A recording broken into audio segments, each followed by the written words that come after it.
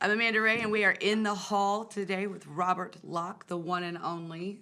Hi, Robbie. How you doing? Thanks for joining having me. I'd like to get into a little bit of your history, your past, and the significant impact on the Northwest Arkansas music scene that I truly believe that you made. Okay. Well, I'm a transplant like most folks up here. So I'm originally from Pine Bluff, which is in the Arkansas side of the Mississippi Delta. Yeah. So I grew up around, that scene and primarily like the Little Rock scene. And I moved here in 2003 and kind of fell in love with the area and the vibe and the culture, and have been here ever since. So when I remember meeting you, it was probably, I believe, a karaoke night, and I heard this amazing voice, Yeah. and this mysterious gentleman in a leather jacket and the sunglasses and the long hair, and I'm like, who's this guy? That's Robert Locke. Don't you know? Don't you? No, I don't know. And you were so nice.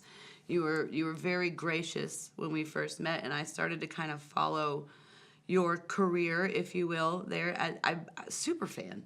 Oh, Just a super fan. Loved your voice and how nice and gracious you were to me. And so, can you give me a little bit of backstory on some of the things that you've done? Like when you moved here in 2003, I think I remember hearing something about you were going to do a movie or a soundtrack or what? What was that? Well, basically, I met a guy here named Donnie Frizzell. He used to be a local promoter, and he was attached to the Leonard Skinner camp. And there was a band out of Orange County, California called Laidlaw. Okay. That was looking for a singer, and I kind of ended up getting that gig. And they were doing a bunch of major tours. Like they were on tour with Van Halen when I was getting the audition or whatever. There was an opportunity that popped up where I was gonna possibly play Gary Rosenthal in a Skinner movie that never came to fruition, or whatever. But I spent I think 3 years in Laidlaw, and I was able to be on a small indie label and do a bunch of Live Nation touring. So I was able to actually get like some legitimate industry experience. Yeah. And then when that band folded, I ended up forming a band called Pharmacos with ex-Ozzy Osbourne guitarist Joe Holmes. And we've got Robert Hill playing on the records, and now we're making another record, and we've got Mike Borden from Faith No More playing drums, who's just totally killing it. So, So I'm always doing something cool, That's always been my recollection of any interaction I've ever had with you. It's just like, man, this guy is so cool. He's doing things on a level that I want to do. Yeah. So let me see if I can get to know this guy, emulate any of his business models. See, and to this day, I'm still mystified. Like, I would love to have the opportunity to go and to have that level of career where you're not just working in Northwest Arkansas. Yeah. Northwest Arkansas is great. Yeah, it is. But leaving here and seeing how the music business works on a it's- real world level is something that not many people have done. In my experience, everything I thought I knew about the industry was wrong until I got into it. I was like, oh, I didn't really learn anything from books or working in my local scene, because most of the people I had been working with at that point had zero experience. Yeah. So once you actually get out there and you realize, like, hey, touring is actually really hard. It's like, it's not just the show. It's like you've got press you're doing all day long. The travel is terrible. So it's like, I got to drop weight to go on tour, because you just can't physically do all the things that are necessary to survive a tour. So how long did you said you were with Laidlaw for 3 years? It was like 3.5, 4 years. So we made 2 records. One got released, and then one that we never got to release because the band folded. And then you came back home, or you came back to Fayetteville? Yeah, I came back to Fayetteville, and that's when I started getting calls from some people in Los Angeles to see if I'd be interested in working with Joe. And I kind of blew it off for quite a few months, because I just thought somebody just yanking your chain? Yeah, basically. And I was still like a poor musician. I didn't have internet, and I ended up talking to a drum tech that worked with Leonard Skinner, and I just mentioned it casually. He's like, "Oh, Ozzy Osbourne, Joe Holmes?" And I was like, "Oh God, like that's a real guy." Like, so I ran to the library, got online, looked him up, and I was like, immediately called the guy. I was like, hey, how you doing? And, you know, we just kind of hit it off from there. So we made this record, and it did really, really well. We just never toured off of it. So we ended up not working together, and that's how I ended up getting in Shindig for a while. So let's go into that. When did you start Shindig Music? Technically, we were called Fayette Sound when we first started. Nice. I think I remember that. And we started in the summer of 2016. Yep. And we ended up changing the name because what we were trying to do starting out was we were trying to talk about the whole music scene, not just Northwest Arkansas, but Little Rock, Jonesboro, Hot Springs, El Dorado, Fort Smith, Eureka. Because I was noticing moving here from Central Arkansas that our media is different. Newspaper's different, TV's different, radio's different. So like the scenes, it was like moving to a different state up here. Yeah. I stopped hearing about Little Rock bands and what concerts were coming to Little Rock. It was just like I moved out of state. Yeah. And when you're down in Central Arkansas, you have no idea what's going on up here. It's like they know George's, but they don't hardly know any other venues or bands. I had a band call me the other day, and this is it's a little off subject, but not. They were from Missouri, and they were looking for a lead female vocalist, and I'm like, okay, sure, I'll have a conversation with you, because I'm considering maybe, getting a band back together. And I said, okay, but what's your end goal? Like, why? Yeah. Why are we putting a band together? Because I don't want to play casinos. Yeah. And there's not a blues scene in Northwest Arkansas. And they're like, really not. They're like, well, we're just from Missouri. We just love Northwest Arkansas. We want to come down there. And I'm like, okay, well, then you're talking to the wrong girl. Because I live in Northwest Arkansas, and I sing blues, and there is not a fucking blues scene to support my career. Yeah. In Northwest Arkansas. I have to go to Kansas City, to Memphis. I have to get the hell outside of my own backyard. I mean, when I came here, I was enticed to come here by musicians in Little Rock in there because they were like, the way your voice is, you're not really like a traditional, like, super heavy metal singer. You're not like the Phil Anselmo kind of guy. You're more of a classic rock, Robert Plant, Chris Cornell type of voice. So they were like, you'll fit better in the scene in Fayetteville. So I came here, got here, I was like, oh no. This is totally not what I was expecting. There were a bunch of great bands here and a great scene, but it was really a lot more like dance-oriented type of stuff. Yeah. And I was like, that's totally not my trip. So when I met Donnie Frizzell and that opportunity came where I could get out of here, I took that opportunity. And it wasn't even like I was really into the band's music. It was just like I cannot, not say yes to this. Well, that's an opportunity that, I mean, you would never, you in your right mind, you just don't turn down. Yeah, I mean, if I had turned that down, then I would have not done any of these other things I've done. Exactly. So. And that's one thing that we were talking about outside before we came in. It was, the ability to be in an environment and have an opportunity pop up and say yes to. That's something that Northwest Arkansas does have when it's curated correctly, when it's put together. And that's one thing that you did, and you did well, was put together some musician meetups, and you worked really, really hard to get these people in the same room to create those opportunities for themselves. How did you start, you said, with Fayette Sound and end up being that advocate and that voice? Because not everybody shares their insight. Yeah. Well, it started out as more of a personal reason because the band I was in with, Joe Holmes, it's called Pharmacos. And we were getting great reviews. We were getting, Eddie Trunk is putting us on TV talking about our record, and I couldn't get, local news outlets to care. And I was like, man, if you don't care about what I'm doing at this level, then these local bands are totally screwed. Yeah. I was like, because you should be using me as an example for all these other bands. Like, look at this guy from Arkansas. Look what he's able to do. It's like at one time, we had all these legends coming out of the state, Al Green, Johnny Cash, and Levon Helm. And it seems like at some point, Arkansas stopped producing, worldwide talents. It's not that we don't have the talent here. It's just kind of like we stopped caring or something. And when you say the word producing, that's actually the correct term.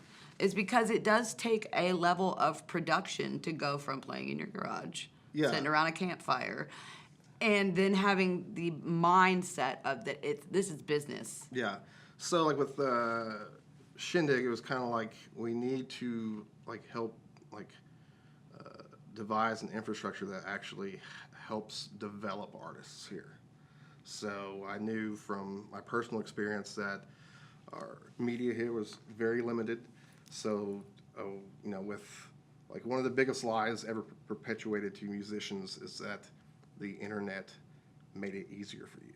It didn't. It made it so much harder. Yeah. Like it was way easier when in the 80s, 90s, when you just went to your local fanzine or local entertainment magazine and everyone looked at that one thing. Yep. Now we're all scattered getting music from different places. So Shindig's goal was to concentrate all that.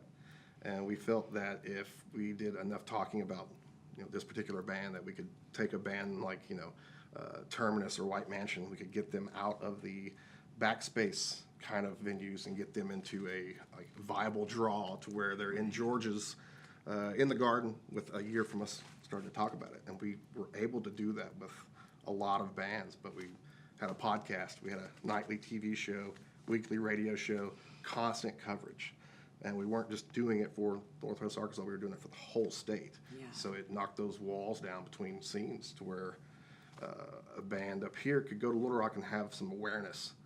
And likewise, a band from Little Rock come up here. Create a fellowship between the scenes. And that's one thing that I agree with you. You said earlier outside that it's disconnected again. It is disconnected again. So I don't, like you would assume after like what we did, other people would have picked up on it, like how this not only benefits the scene being this way, but it's going to benefit every musician here in the long run. So someone was paying attention. That was me. Yeah. I was paying attention. I have always paid attention. Yeah. I have my own selfish reasons and motivations as to why I don't just do my own career and want to put it out there. But it really is that I feel a sense of pride in helping another musician get a little further down the road. I feel like Mama Bear. It does feel good. Absolutely, because we are very, very fortunate to have the talent and the careers and the support that we have, and if we can just share that just a little further. So that's kind of the intention. And it also feels really good to, like, you can see a young band and that this band is good, that this band has massive potential.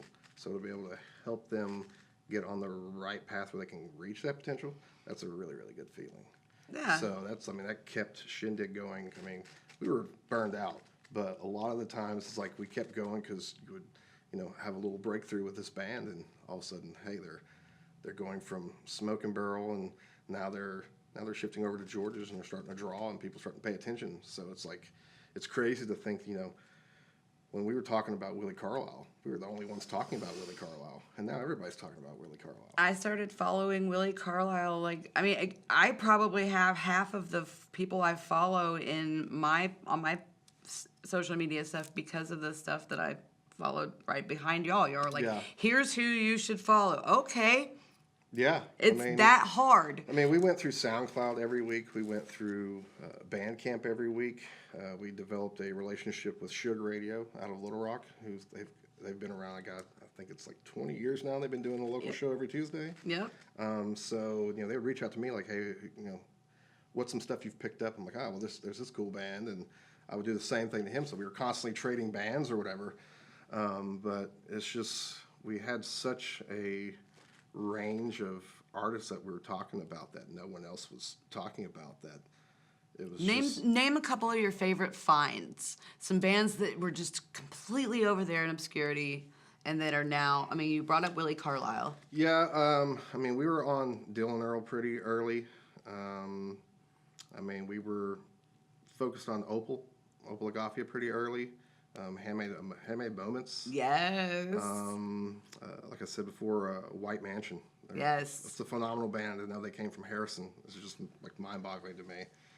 There's a great band out of Jonesboro called Tiny Towns, which is now they're popping up around the state. They haven't really done a lot up here, but if Shindig was still around, they'd probably be doing more up here.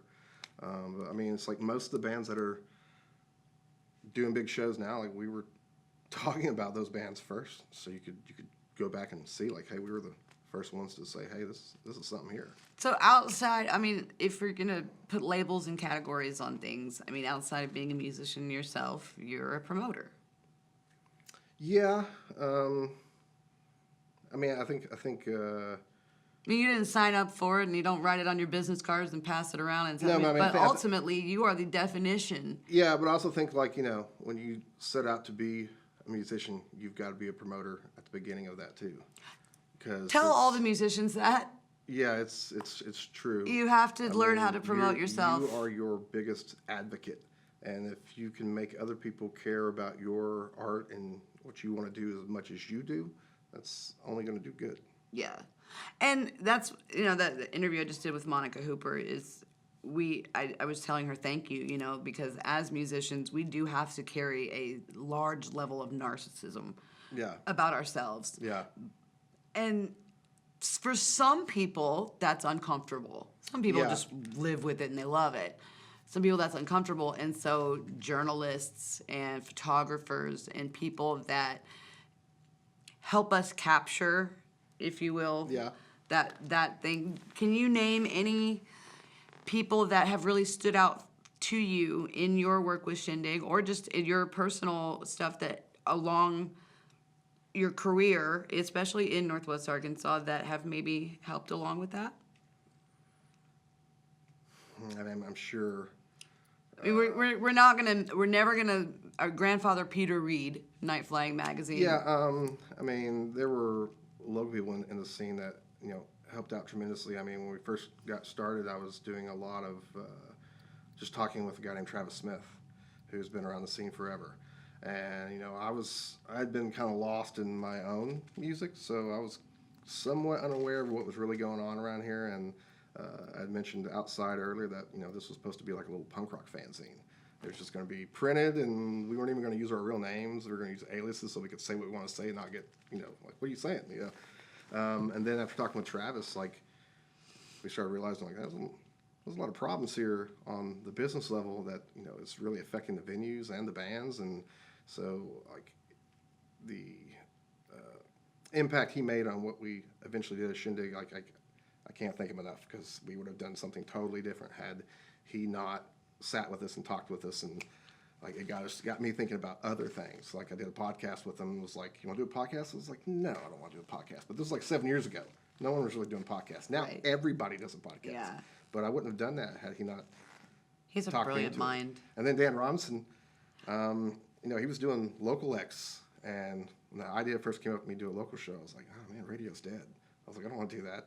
And then we got into it and it started working. You could start getting messages on your Facebook page like, what was that band? And it's like, okay, that's cool. Somebody's listening. Wow. So, and then you would start learning stuff about radio. So I mean, Dan Robinson was a big impact on things that Shindig did. And somebody that really needs a lot of credit is Brian Crown. Yes. I kind of avoided him for a while just on the reputation, because a lot of people were just like, oh, you gotta watch out for that dude. And I got to where I met him and started working with him, and it's like, it was the exact opposite. I think that attitude comes from the fact that he's a professional, and a lot of people don't hold themselves to professional standards. That is 100% what it is, and it's also, there's a significant chunk of jealousy that he's been able to do what he's done, and as long as he's been able to do it. So I think that annoys people, which it shouldn't. There should be no jealousy, because he is literally there to provide a platform for artists. That is his only job. Yeah. Well, I mean, I sat with him, pretty early on, and I was going into it like, well, this guy needs to prove himself to me, but it was the opposite. I needed to prove myself to him, and then I did. And once he realized that, like, what I'm trying to do is, like, serious, then he was like, oh, well, my venue is yours. Yeah. So he opened us up to do. We did this crazy event called a Night at the Garden. And it was like a Sunday show, and we had like multiple bands in the back and the front at the same time, and we'd only been around for like a few months. So we were totally unproven, had no real audience, And we knew there was a chance that this thing was just going to burn. Yeah. And like we drew like 30 people, but he saw that a year later, every single artist that we had booked on there were now starting to fill up the back of his room. Yep. So he knew that we had like an eye for talent. So it was like, well, we'll bring me something else. So that's when we ended up doing a couple of these little smaller shows. So we were, putting Adam Fawcett and Opal Agafia together at a show, Yeah. which was kind of unique at the time. And then he gave us a space to do the meetups, which proved to be really successful. So that's something that we have that is very unique to this area is the fact that a musician owns a well-known bar that does well, but he will take the risk on us. Yeah. If it doesn't, but that's the thing. In the same token, he teaches you lessons that you otherwise would not learn. If you were to try to go to any other market, Kansas City, Memphis, Dallas, and be like, hey, I have an idea. Yeah. I think it might work. Can I use the oldest venue in town? Yeah. Not going to work. That the likelihood of that happening is less than 50%. Yeah. And Brian, I'd say about 80% of the time says yes. Yeah. He's going to give, most people the opportunity to prove themselves. But at the same time, he'll give people these opportunities and they just don't deliver the goods. And then he's like, I got to cut you off. Because it's like, I want folks in here that want to understand the business and want to learn it. But it's not personal. No, it's not. If I was him, I'd be doing the same thing. It's like at the end of the day, this whole industry is about money. You can say that, hey, I'm doing it for the art, I'm doing it for fun. But if you're not doing it for money, you're probably not going to get very far. I've never heard anything come back about Georgia's not paying their staff or their bands or their security. What I mean? So the bills are getting paid for a reason. And the lights stay on. He makes decisions for professional reasons. Yeah, yeah. And so, and that alone it sets a standard, for what we can expect. Because a lot of what we do, musicians in this area or any local scene, is a lot of DIY. Yeah. There's not really a guidebook, and if there is, it's in Juilliard, and a lot of us didn't go there. So, be able to experiment with a business model. Well, when we were doing, Shindig, we were really trying to get involved with the venues in a way that, like there's a way the major industry operates.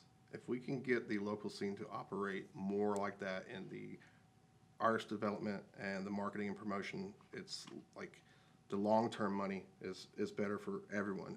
It helps build the local scene, and a lot of times locally everybody's focused on the short term, and that doesn't really do anything, But again, it goes back to you stepping away from a local scene, and I don't even like the word local music. I really don't, because it kind of narrows people's minds to a backyard or a campfire. Yeah, I agree. But for you stepping away from your region and putting yourself on an upper level of business. Yeah. And being able to see that this is a real job. That's one thing Monica Hooper and I were talking about. It's like, you get to write about music all day. I get to write music all day. And we get to call this a real job because we put value on it, and Northwest Arkansas has the ability to, not just put value on it, but rake in billions. Yeah. And billions of dollars on music. But again, going back to the fact that there's not a guidebook, there's not really a training manual. You can't go to NWWAC and get a credit for being a local musician. No. You don't have an idea of what that business is even until you've gone out on the road, sat in contract meetings where you didn't understand anything that was being said, and you're forced to sign on a dotted line anyway in hopes of some grand return that never really happens. Yeah. Your mindset is going to stay small in this yard, in this backyard, if you will, if you don't have people like yourself, like Travis, like Brian, reminding us that it is a business. And it's entertaining, and it's fun, and it's romanticized, and it looks all glorified on the front end of things. but on the back end of it, decisions are made so that bills can be paid and people are fed. Yeah. Yeah. So that's kind of where I wanted to take Hall of Fame, as opposed to creating or recreating the Northwest Arkansas Music Awards, which was a lovely institution that ended in 2012. Yeah, see, I thought it ended like before that. It seems like it started to fade. It did begin to fade, but the final one. one. It was like weren't there like two different awards? There was an attempt from another press agency, Arkansas Travel, I think, which is the universities, to put out like a Walk of Fame.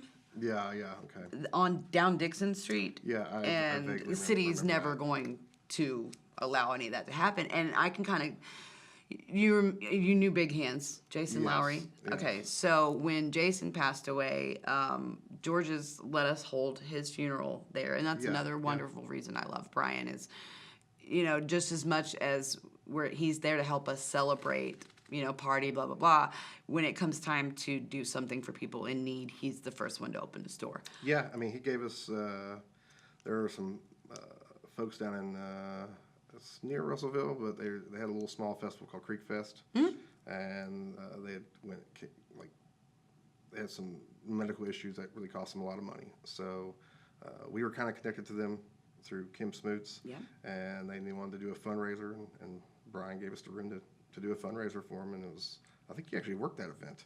Yep, I did. But it was just and that's what but when we had that conversation about Jason dying. There was, we should put up a Big Hand statue. There needs to be there needs to be a thing because we did his funeral and there was money being raised, right? Yeah. Well, the money I raised went to his mama to pay for a headstone. Yeah. But there was an entire online conversation of he should be memorialized, and there we go. A year later, almost not quite a year later. One of my bandmates was murdered by a police officer in West Fork. Oh, that's right. And again, we approached Brian to again do a funeral. Yeah. Again. Yeah. And it comes up there. Where is a Walk of Fame? Where is any kind of permanent memorial? Where is anything to continue remembering these people? And I made the decision then. I'm like, that's it. Like I don't want to plan any more rock star funerals. Yeah. As cool as it may seem on the outside of things, it's one of the hardest fucking things I've ever done in my life. And I don't want to have to wait until we're trying to beg the city to no avail to put up a permanent memorial. Yeah. Nobody's going to do it. Well, for an area that's had such a long history of music, because, I mean, this goes back, to the 50s with, the Rockwood Club and Shamrock Club and a bunch of folks here. For an area that's got such a, it's just such an institution here, the music, it's like the cities themselves seem to be completely out of the loop on this. Nobody knows. Opal didn't know who Rachel Fields was for a long time. Yeah. There is a disconnect, even so far as to say Little Rock and all these other places, but in our own backyard, there's a fucking disconnect. Oh, yeah, for sure. And I truly believe it's because we're not gathering once a year to honor each other. Well, I mean, it's probably, deserved, but I definitely came out of the gate with Shindig, pointing fingers like, you could be doing better, and you should be doing this. And I know it rubbed people the wrong way, but, like I mentioned, outside, like I have a career out of here, so I can get away with saying things that, maybe Travis Smith can't get away with because he's got gigs here. Right. So to me, it was like if I needed to call someone out and push them to do better, it's because there's good reason to. And it's like I'm not trying to insult you or anything. I'm just trying to protect the business I'm in. Yep. And tomorrow's music industry depends on today's local music industry. And if we don't get this stuff working, it's long term, it's just going to get worse and worse than it is now. Yeah. The money's dwindling more and more and more for the artist, and it's. I make more money being monetized on Facebook, and that's no lie, than I have in the last 5 years playing music. Yeah, I can believe it. I got a $75 check last month and lost my show. I was like, Yeah. because Spotify, CD Baby, iTunes, Apple Music, all that stuff is like a percent of a percent of a percent on a dollar. Okay, so do you think, like, if, let's just say, in 5 years, George's is no longer there, what kind of impact do you think that will have on the local scene long term? Don't make me answer that question. That makes me really sad. But I mean, that's always a possibility. Would we let it happen? Would I, we as a music community, though? I would say yes. Because you gotta, anytime, yeah. Look at my face right now. I can't imagine. I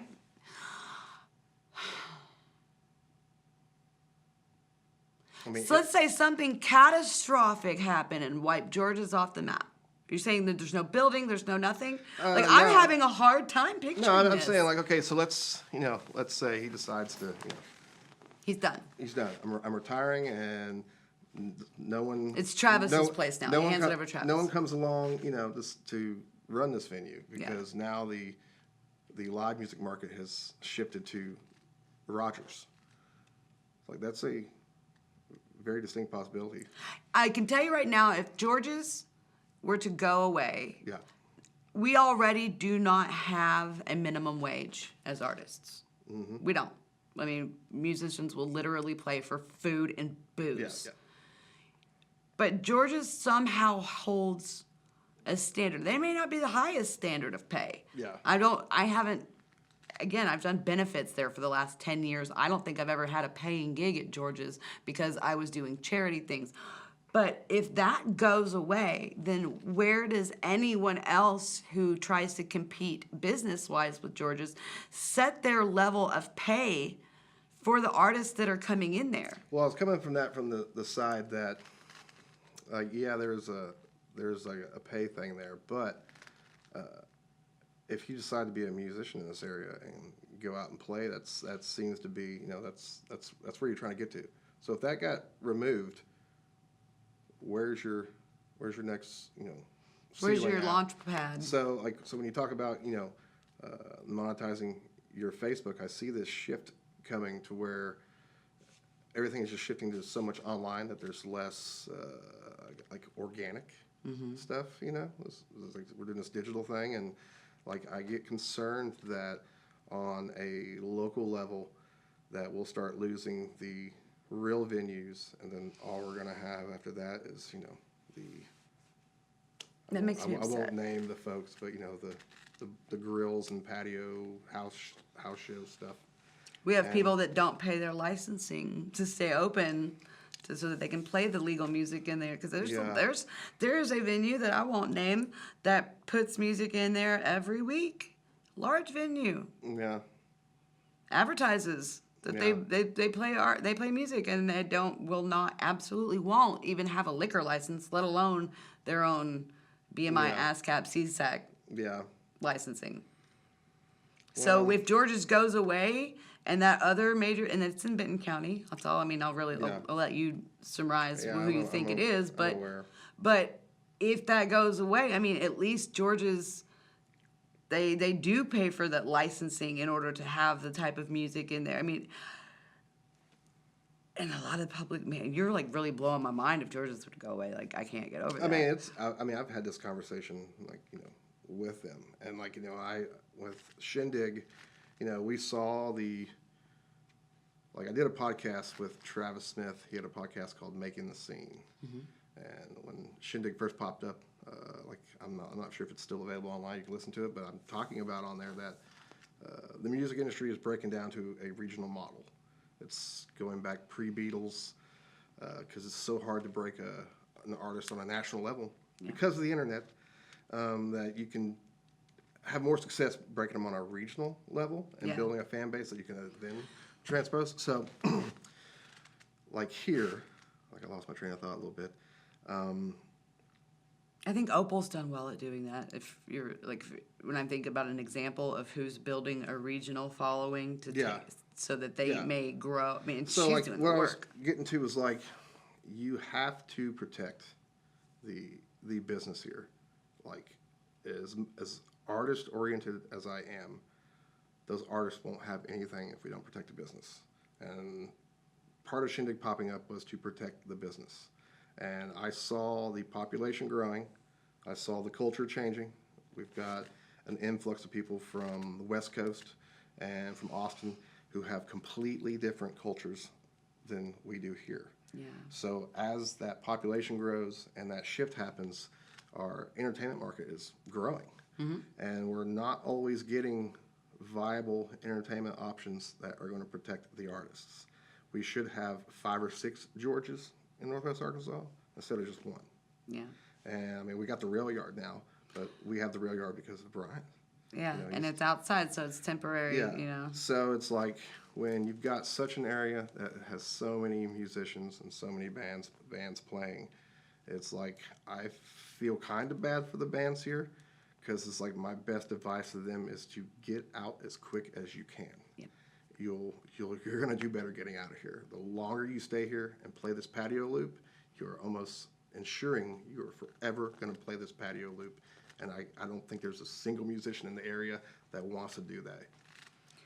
They don't want to be here in 5 years doing it. They don't want to be here in 10 years doing it. Some people are, that's the problem though, is that there are some people that are complacent with their little patio gigs, with their $50 a night. I mean, I get it. I mean, I was doing that kind of stuff too when I started out, but it was like once I broke into the business, I got really comfortable with saying no to stuff.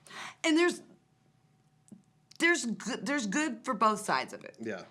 For the guy who's dedicated his world to this little patio gig and that's all he ever wants to do. There's nothing wrong with that because I mean, it can be satisfying creatively and performance-wise and just. But there should still be a level of standard of business that is held, like between, again, going back to the venue. When you talk about these venues, part of and a lot of things that I've done in the last few years is I will consult with businesses as they're beginning to open, and music is 90% of the time always an afterthought. But they're calling me as they're getting started with their business, but they've already got, you know, electricity. So they've got their entire blueprint already. Here's where my electric's going. Here's where my water's going. Here's where the payroll is going to come out. And I'm like, okay, where in any of that does it say entertainment? Yeah. Your door guy, your sound guy, the lighting, the music, night after night Marketing. after night, the posters, the coasters, the everything in between. Venues pop up, open. Let's build a patio that people are going to sit on anyway because it's hot and we like shade. Hot. Yeah. And put an electrical outlet out there. Yeah, And oh, by the way, we can host music. Oh, what do you want? $150? You get a situation to where it's like if you keep using Georgia as an example, they are a music venue. Go by there on nights they don't have music, they're not open. Go to some of these patio places, whether they have music or not, they're open because they're a restaurant. So when you're on that stage, you are no different than that TV that's on mute showing the news or ESPN. You're just background. It's just a little extra thing to try to bring people in to buy that burger or whatever it is. I'm not in the burger business, I'm in the music As much business. as I love foghorns, and as grateful as I have been to Jeff Hodges for paying me for gigs and hosting music in a chicken shack that hosts sports on the wall. Yeah. They mute hockey to have musicians playing. And when I look back at any photos or videos or anything of myself performing, giving my art, my vulnerability, my time, all I see is sports and a beer over here and people that are not. I saw a picture at a venue last night. It's from this weekend. The POV was a picture being taken over the shoulder of this guy playing acoustic guitar, and here's the audience, right? And you would think And they're all watching TV. no, this was at Good Vibes. Oh, gotcha. They were all on their phones or looking this way or talking, and this is a good, I mean, maybe 15, 20 people in the picture. Yeah. That's not a bad crowd POV shot. Nobody is looking at the fucking stage. But I would assume that most of the people that are at that show did not go there for that show. They did not. They went there for something else. They did not go there for that show. So they went there because it's a pool hall. That brings us to, it's like, Are we really building a music scene here when we have for every, I mean, how many music venues do we actually have that are venues? Exactly. We've got, what, 500,000? We got the AMP. Half a We million have people? the WAC. But We have- local artists are, largely Yeah. blocked out from the AMP or Yeah. Walton Arts Center. So we've got George's and we've got Rail Yard that are like, those are like the legitimate music venues. I mean, Meteor does their best, but I feel like that's just a DIY open building Yeah. that they don't have the proper stuff to do what they're supposed to do. So I don't play there. But else? No, but okay, so tell me this. So what does it look like, the future of a music scene? Because I see that disconnect. I don't, let's just say for my own personal music, I'm not trying to release my music to Fayetteville, Arkansas. I have a handful of people here who love me and care because I see them constantly and they always want to know what's going on and they'll give it a listen. They're not obsessed with me. Yeah. Now, globally, I have a fan base that loves and appreciates me, and I have never met half of these people. Yeah. But I learned the hard way that I will never get any love in Fayetteville. I will never have any success in a music career in Fayetteville if all I'm wanting to do is those $50 patio gigs and all of that. So that took me experiencing and learning that. Yeah. Living through it. Now, post-COVID, shifting everything to the internet and then coming back to real live music venues, and we only have the one or two, what does the new musician get to look forward to when they aspire to be a musician? I mean, that's a... What, your TikTok channel? Or, that's a hard answer. I don't want to name names, but there is a local musician who's been doing really great numbers on Spotify and TikTok. But those numbers translate to like $40 in royalties. Is it Sawyer? Yeah. So we can sit here and applaud those numbers because they're good. They look good on Facebook to me when I scroll. But what do we do to translate that into helping his career? Because I mean, it's like at some point it's just like people know who you are, but you're not making any money off of it. I heard his show is sold out at George's coming up. Yeah, I think it's him and Goose. So that's the thing. I was discussing Travis. I'm like, well, if these numbers are correct, and these are have some substance to them, then in theory we can get this kid into George's and he could be a viable draw. So we'll see how that goes. But people locally, we'll probably edit all this stuff out. I don't care, because this is a little bit more behind the scenes conversation. But people more locally know Joel better than they know Sawyer. Yeah, but because Joel's been playing Smoke and Barrel and stuff, while Sawyer's over here with his TikTok and Spotify and his great photo shoots and video shoots. Joel is picking up gear and loading it into Smoke and Barrel and knocking off dust with Bucci. And so, and to me, really, there's no better example of the two different sides of the coin. Yeah. Joel doesn't have... Well, for people that don't know, they used to be in a band together. So. They were, and I actually have a video on YouTube of them doing a little thing. It was one of my first attempts at being a music producer outside of myself. But well, okay, so with Shindig, something that, like I mentioned before, that we were trying to develop awareness for bands, and how that started out as a personal thing for me, being annoyed that I couldn't get Pharmacos covered. So during Shindig, there was a musician here named Jesse Wells that moved to Nashville. And he moved to Nashville because he really couldn't get a solid thing going here. He goes to Nashville, and he's picked up by C3. And he's got the label, he's got management, he's on big tours. He comes back to play a hometown show. We couldn't get the newspaper to care at all. We couldn't get newspapers in Little Rock to care. He had just opened for Neil Young. He had just opened for Greta Van Fleet. He was doing tours with all sorts of awesome bands. And the only people that cared was Brandon at the X and Shindig. And this kid's playing George's, and we're trying to get the local media to care, and it's just like... I think for a while there were people missing in media that should have been, because that Monica, just in the last couple of years, has stepped in and really kind of closed that gap. Because I knew that there was a lot of people that I knew that were playing here, and I'm like, don't you know who this, and this is? I mean, when Barrett Baber finally made it to The Voice, a Fayetteville high school teacher. Yeah. Then, but you know why he got put on TV is because his keyboard player worked for Channel 5. Yeah. So the competitiveness of this wanting to scoop on this do-gooder story and this, it seems like you have to have some kind of shtick or gimmick or human interest backstory to give to the public before they ever even want to hear a song of yours. Well, I mean, just like I mentioned to Monica earlier about whether she could talk about bands from out of the area, just because she wants to. And it was like, well, they need to be playing a show here for me to talk about them. Has to be connected to a venue that is paying for advertising. So that goes with, that's like the opposite of how the industry would work. We would typically plant that seed to get the audience like, hey, here's why you should check this record out.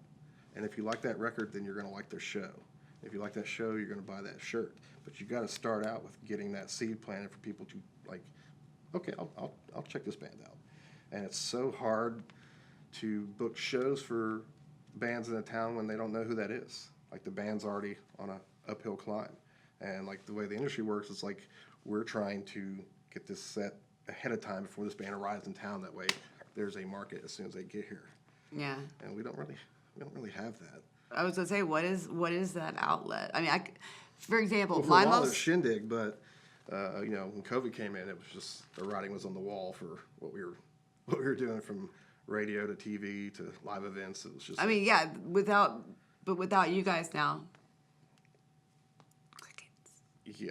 So are you gonna get back into it? What are you doing now? What are you doing now? I just recorded a record with Joe Holmes, Robert Trujillo, and Mike Borden.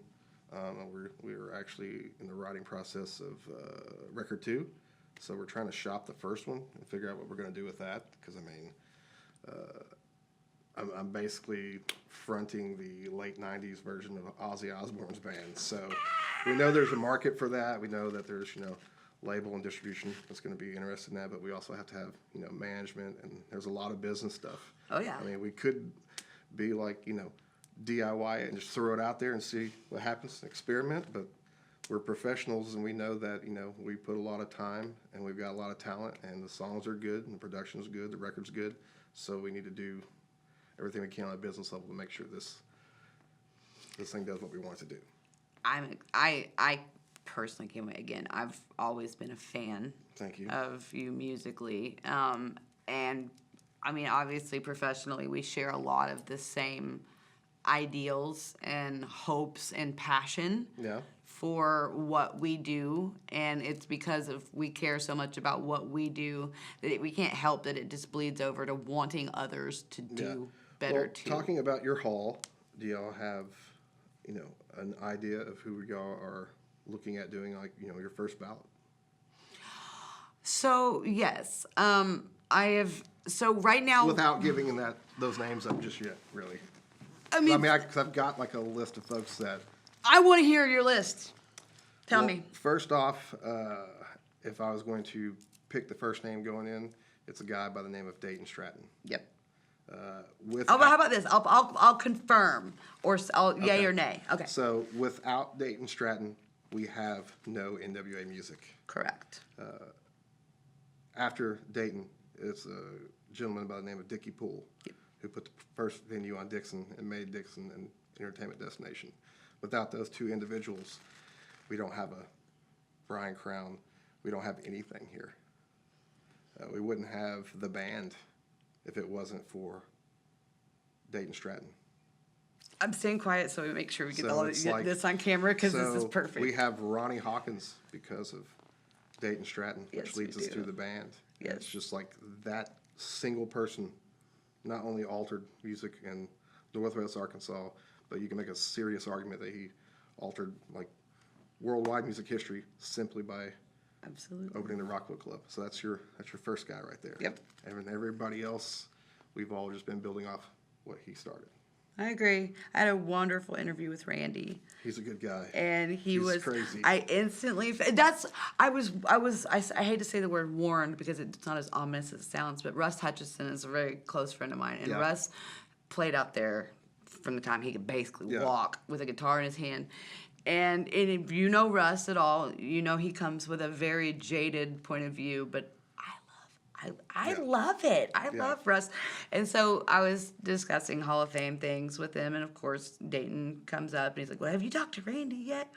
He's a bushel of nuts. And then he had to go. He had to hang up because he's on tour with Mo Bandy, and so he was entertaining me just by taking the phone call in the middle of the day anyway. Yeah. But I started to get nervous. I'm like, is this guy really nuts, or in the nuts that I'm gonna love? No, he's like old school music business nuts. I loved There's a him. the old guard that was in the industry in the 60s and 70s and 80s. They're just built differently than the folks today.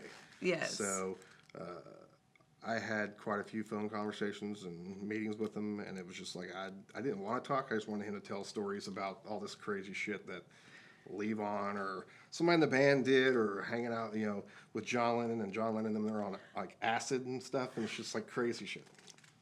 That was some of my favorite stuff. I'm like, you did what? I was like, at some point we're gonna have to like tell these stories on Shindig or podcast or something, because like I like that juicy.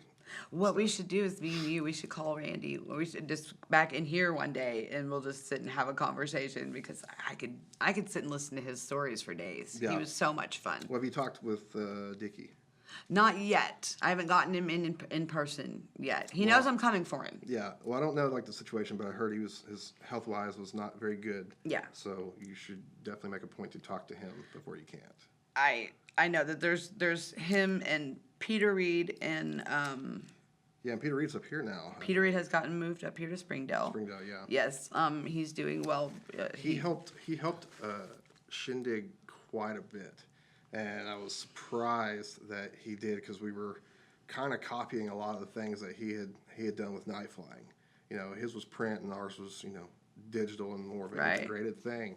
But I was able to call him on the phone and be like, hey, I'm having trouble getting through to this particular promoter in Little Rock. Can you do me a favor? And then like within 5 minutes, my email is being returned from that promoter. And that's like the power that and respect that Peter Reed, carries. But that's what I mean about where we live here, and the community of people that we have is that magic. Yeah, yeah. That's what Hall of Fame is to me. That is a significant impact on the way music is developed and appreciated by Northwest Arkansas. There's been talk for, I want to say about 2018, of a legitimate Arkansas Music Hall of Fame. There's been some big money investors with stuff in Hot Springs, and I was a part of some conversations with the governor, or I guess Lieutenant Governor Tim Griffith at one time.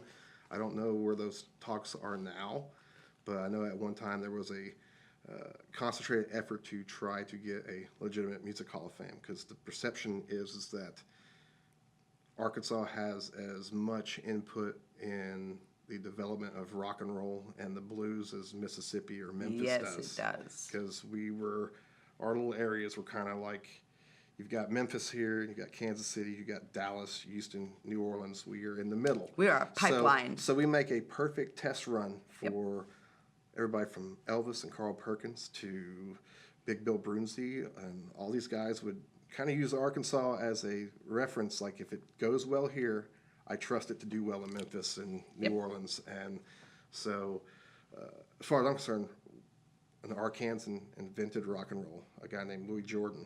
Because if you look at old interviews from Little Richard, Chuck Berry, like Elvis, Ray Charles, they will tell you that they're just ripping off Louis Jordan. But Louis Jordan doesn't really get that acclaim. You can even go a second one with Miss Rosetta Thorpe. Yes. And you can pretty much pick either one of those, and I'm not going to argue on. Yeah, that's fine. But the impact that they made, that goes back to, again, that at one time Arkansas produced musicians who were like so famous that they impacted the culture. Like, the first bona fide country music superstar was a girl from Hot Springs named Patsy Montana. And she was a massive, massive star, like Beatles level Yeah. popularity. But it's so far ago, we've forgotten it. And that's what I want to do here. So, Northwest Arkansas Musicians Connection, Yeah. the Music Hall of Fame. We're honoring all. It can be in the state of Arkansas. It can be just Northwest Arkansas, but it's most like to me, in my opinion, if it had if it was significant in developing our entertainment district and our entertainment scene as we view it, all the way back to the 50s, all the way down to Pine Bluff, wherever. My organization exists inside of Arkansas, so Yeah, Arkansas is where I want to primarily focus. Yeah. But with what you're saying is Arkansas producing these artists, and basically those artists putting Arkansas back on the map and reminding people that I would usually make the reference, like whenever I was in the band Laidlaw, I had to relocate to Texas for a while for that, and jumping into the Texas music scene was like a mind blower on how organized it was. You couldn't just book a show there on your own; you had to get a booking agent. And those booking agents had rights to certain venues. Yep. And you would start with this booking agent and play these kind of small, crappy places. And then once you got, a little bit of awareness, you could jump from this agent to this guy to play a bigger place. And I'd never experienced that at all. Yeah. And I also never experienced that when you start a project there, have an endless amount of music outlets, magazines, websites, radio shows that immediately you were thrust right in the middle of it. And that was just like a total mind blower. And I was like, God, we need this kind of thing back home. And then I went to, Los Angeles, and it was like 100 times what Texas was. But the reason they have that is because they have this infrastructure. So Arkansas stopped producing these artists probably, I guess I would say, at the rate that they were in the 70s. It was, Levon Helm, Al Green, there was Charlie Rich, a lot of folks. And as the decades go on, it's less and less and less and less. And like I think the most recent artist is Ashley McBride. I was gonna say, if you don't say Ashley, I'll be mad. But prior to that, it would have been like Evanescence or the Gossip. But these were all Central Arkansas people. And there for a while it was nestled in the Northeast because all these like Levon Helms and Johnny Cash's, they're all from up the Upper Delta area. But it's when you start comparing our scene to scenes around the country, Texas makes it a point to export their talent globally. We stopped doing that. I don't know why. Another off-record thing, the Ozark Blues Society just held their local blues challenge, which is, again, an export. This is an attempt. Ozark Blues Society Blues Challenge is supposed to be an export of Ozark's representation of the blues. Okay. To send to the International Blues Challenge in Memphis, right, as a representative of our area. Yeah. Guess who went? Nobody from here. A band from Hot Springs. Okay, yeah. To me, I don't get it because Hot Springs has a blues society and they have, in fact, each region has their own blues society. But the hope and the point is as a society in your region, it is your diligence to go forth and curate the talent that is existing in your region. That's why we have our region. That's why it's not the Blues Society of Arkansas in general, right? That's why we have regions designated. We forgive me, Miss Liz Lotman, the goddess of all blues around here, but I don't think that it is representative of a society to not, again, curate these talented artists that play blues here. We have them. Yeah. Sky Pollard knows how to play the blues lick. Yeah. Alyssa Galvin is somebody that else was just brought up. She's young. Yeah, I've had my eye on her for right. That, so. Right. And to me, my personal opinion is that if I were a blues society president, it would be my job, my mission, my directive to go drag these young people who are talented at blues into my genre and be like, you are a representative of what my genre is, even if you don't stay in blues forever. Yeah. But for now, for this year, you sound like blues because on a national level, on an international level, here's a scorecard of what people are looking for to book at festivals, to book major acts, for movies, for anything. we had this brief moment where we were chatting. God, I don't remember who it was. It wasn't city council, but it was like people in like Eureka that were kind of like this determining what. The Chamber of Commerce. Yes. Yes.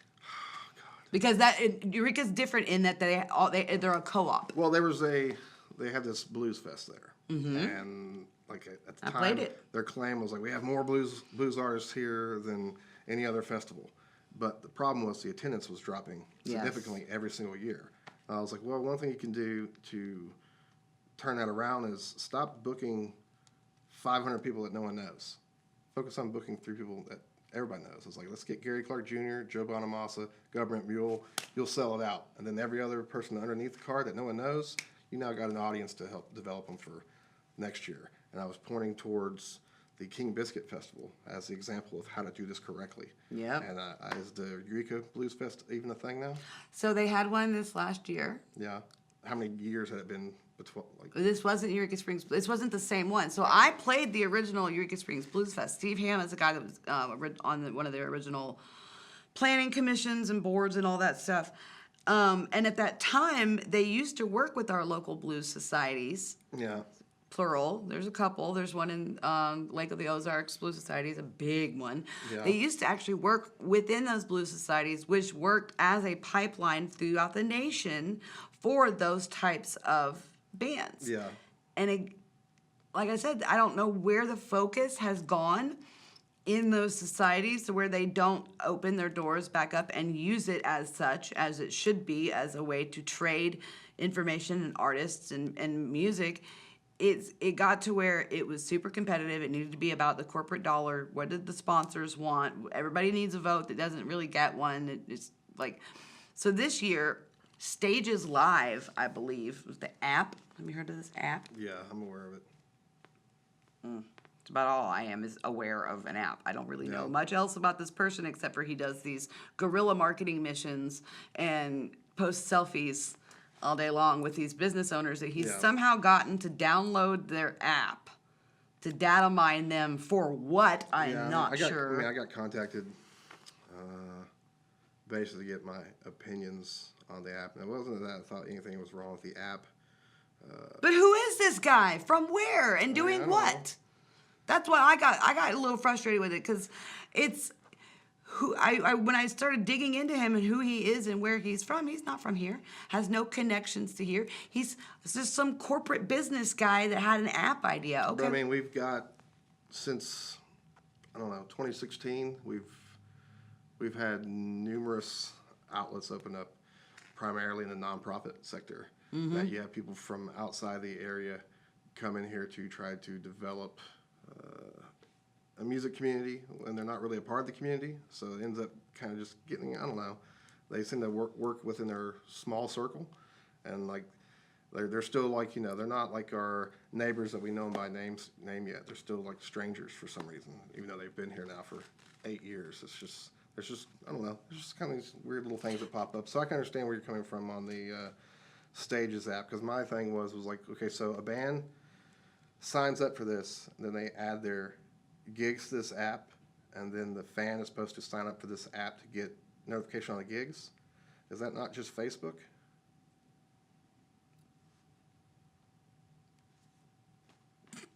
So it's a lot more maintenance and to me, it seems just a lot more to do for the venues. We already have a lot of things we're trying to manage. A LinkedIn, so all like the things.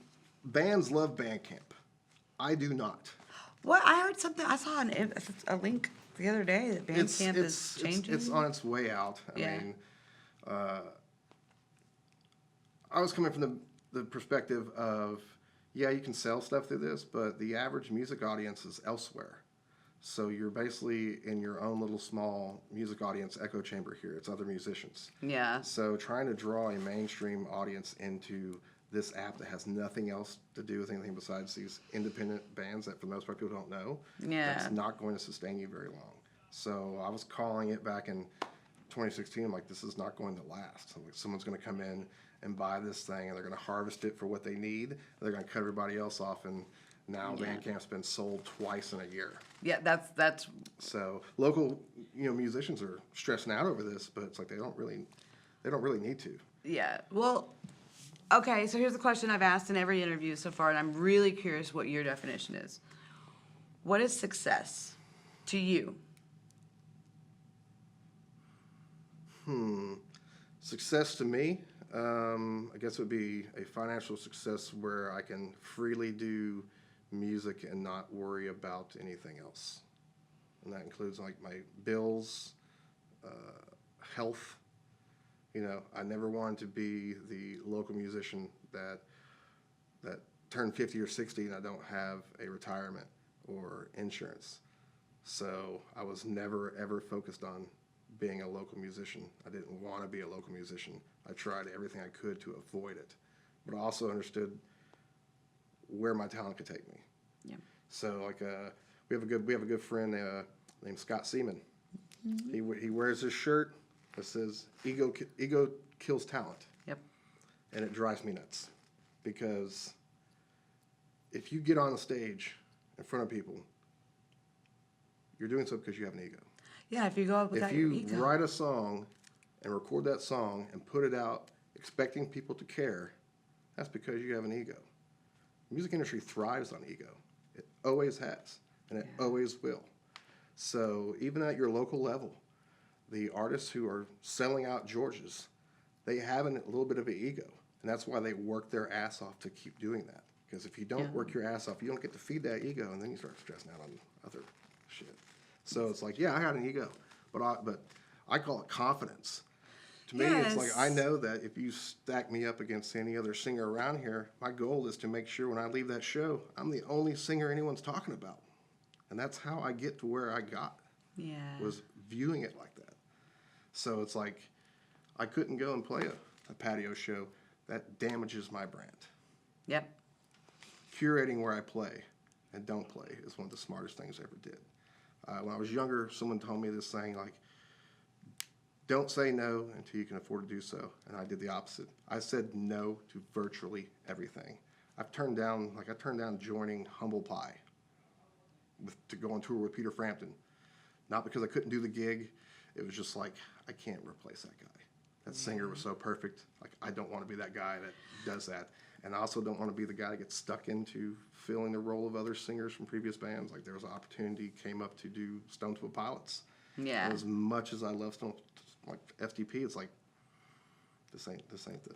It's that guy that replaced the other guy in Journey. It's still Journey. It's still that... Yeah. I don't know the difference between those two guys. So, I don't know. So anyway, Scott's watching this. He's going to be like, oh, dude. But it's like...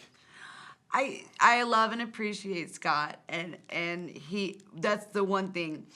When you watch 90 Pound Wrench on stage, when you're in the audience, all you see is ego. Oh, yeah. I'm sorry, have you seen Chuck Law's pants? Yeah. If you didn't have ego, he wouldn't squeeze those things on. Yeah. But I think what Scott forgets is that there's a difference in having an ego and being an asshole. And a lot of times... being an asshole is mistaken for having an ego. It's not. Right. So I got an ego, but I'm humble about it.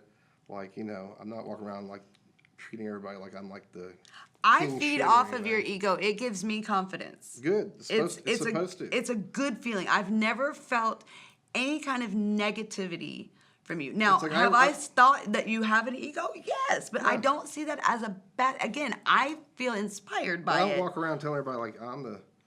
best singer around. No, but you walk around confident. When we go back to the guy I met with karaoke, the mysterious guy in the corner with the guy looking so cool. Yeah. You didn't walk in there telling everybody, hey, I can sing, watch this. Yeah. You walked in, you sang, you walked back over to the corner with your, it was Jamie Dunaway. Yeah. Was there, and she was doing the girl part on... Yes. Yeah, give me shelter. Yeah. I'll never forget that because I hit my knees. I was like, who are these people? Yeah, First of all, where did they...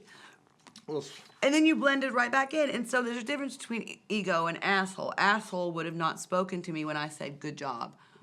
wonderful rendition, or can you sing this next one? You know, like, no, you weren't an asshole. And like, and you know, I have experienced, you know, that kind of vibe from really, really big musicians before. You know, it's like Laidlaw, we did tours with ZZ Top and Skinner, like right on top of one another.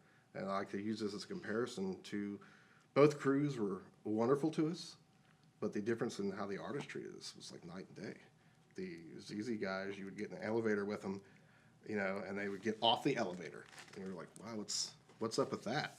Or you'd sit next to them, you know, at a blackjack table, and the dude just cashes out and moves, and like you're not supposed to be in their presence. But then the flip of that is, you go out with Skinner, and they're so concerned that you're eating well. You know, like here's our hotel rooms. You know, we only use them to get ready, and you have them until 9 a.m. Go get some proper sleep. Or like, you know, the Billy Powell's wife would bring you like a bag of groceries. Like, I know you guys are probably not eating on the days between gigs. Like, so it was just totally different. That's you know? really cool. Some of the greatest artists I've ever known they don't have a bedside manner necessarily. They don't give a great interview, you know, but... Well, I mean, a lot of us are, you know, when you're creative, there's a lot of, you know, personality tics. Like I don't know too many musicians. Maybe Dave Grohl. Dave Grohl's like the only well-adjusted guy in the whole business. He secretly has something weird we don't know. But the rest of us, we've all got some sort of issue that, you know, it's part of the thing that made us artists and made us do what we do. I mean, because no normal person's going to pick this. Yeah, I mean, that's the gift and the curse. Like you almost have a guaranteed future of not making much money, struggling, not having good, solid relationships, not keeping down jobs. You're risking a lot for this this art that most people would rather not pay you for. Right. It's like, what a weird job. Name any other job you go do that you would expect to not get paid. But musicians, for some reason, we choose this life. We willingly say, okay. Because of those couple moments where we have an impact on someone else's life with our work. To me, that's why I do it. If I can help, or if I can change, or if I can motivate or move one person, that's it for me. Ego's good, isn't it? Yeah. Yeah. Because I like to think I can at least move one. Yeah. Right? Yeah. Well, I mean, towards the end of Shindig, we were realizing that what we were trying to do had worked, and then we were getting to the point where, what do we do now? And was it sustainable financially? oh, hell no. Exactly.